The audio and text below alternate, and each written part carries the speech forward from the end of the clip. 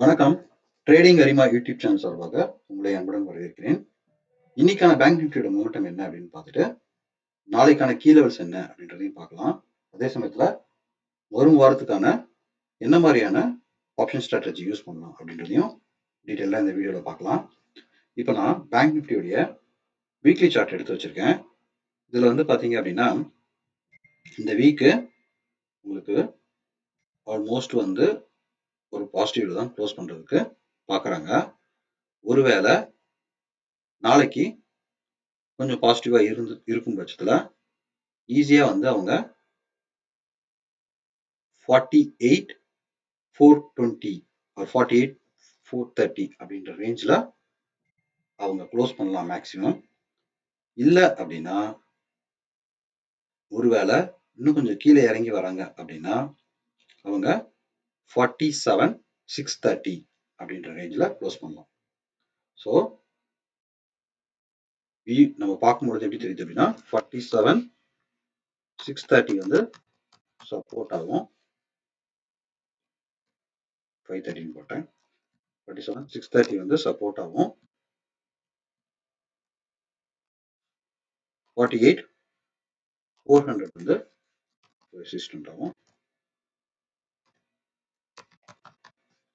இருக்கிறதுக்கான வாய்ப்பு இருக்கு.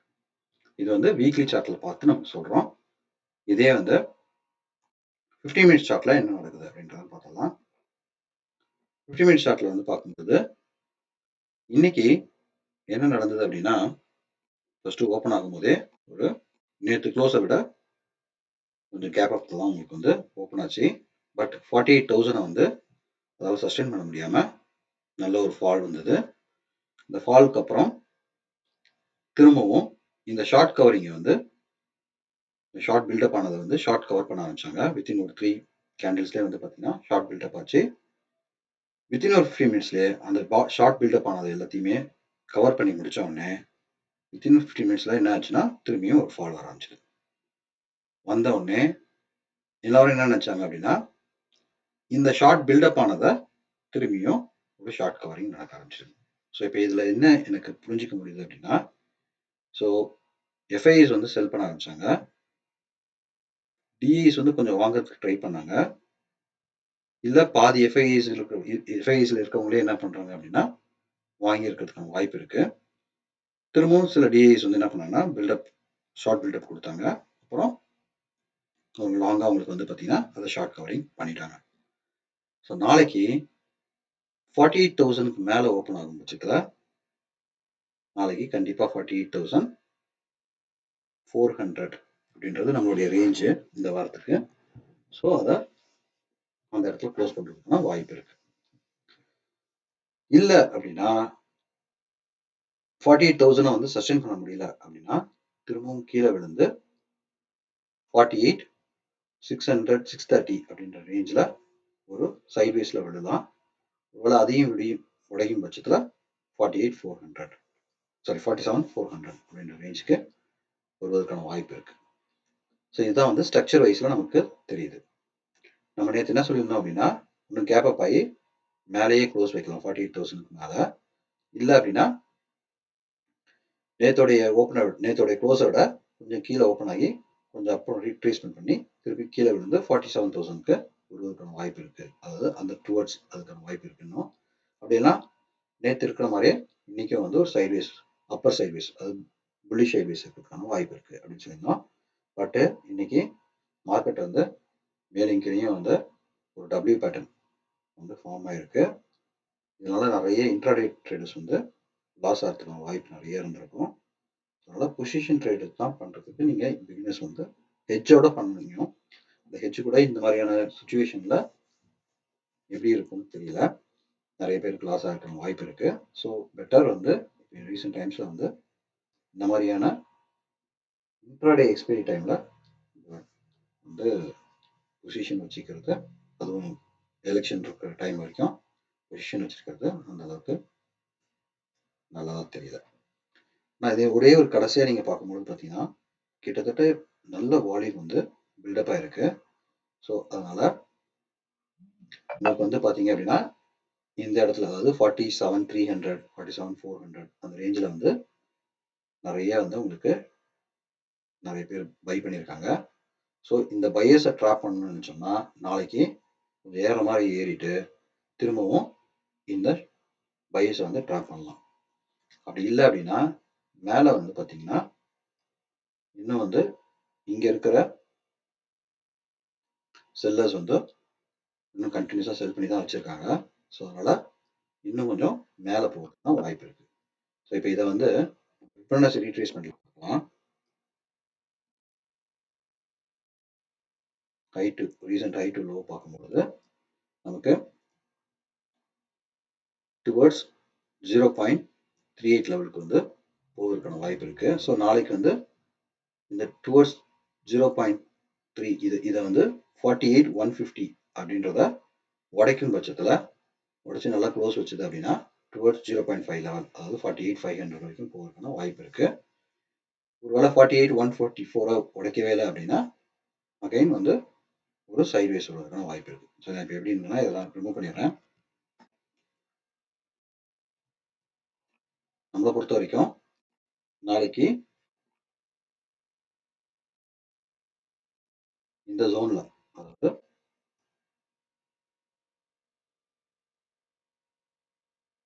47,850 இருந்து இப்படியே இருந்தது அப்படின்னா நோ ட்ரேடிங் ஜோன். ஒருவேளை ஓப்பன் ஆகும் பொழுது 48,150க்கு மேல ஓப்பன் ஆகி டுவர்ட்ஸ் 0.5 லெவல்ல போயிட்டு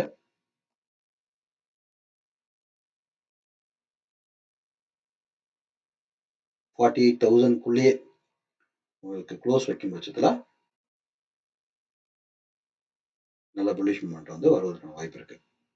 இல்லை அப்படின்னா நாளைக்கு ஓப்பன் ஆகுறதே 47,850க்கு கீழே ஓப்பன் ஆகி இந்த 47,200க்கு மேல அகைன் திருப்பி ஒரு ரிட்ரேஸ்மெண்ட் வந்து இப்படி கீழே வருவதற்கான வாய்ப்பு இருக்கு. இப்படி கீழே வரும்போது இந்த கீழே வருது இல்லையா, ஸோ இப்படி கீழே டவுன் வந்து திருப்பியும் ஒரு ரீட்ரேஸ்மெண்ட் ஆகி வரும்போது நம்ம பிஇ பற்றி யோசிக்கலாம். அதே மாதிரி இங்கே வந்து 48,154க்கு மேலே க்ளோஸ் வைக்கும்போது ஒரு ரீட்ரேஸ்மெண்ட் வந்து திருப்பியும் மேலே ஏறும்போது அங்கே வந்து ஒரு சின்ன ஸ்டாப் லாஸ் வச்சு சிஇ பற்றி யோசிக்கலாம். அதே மாதிரி இந்த ஜோனுக்குள்ள, அதாவது நான் வந்து ஒரு உங்களுக்கு கலர் காம்பினேஷன் ஒரு ஜோன் போட்டு காமிச்சேன்.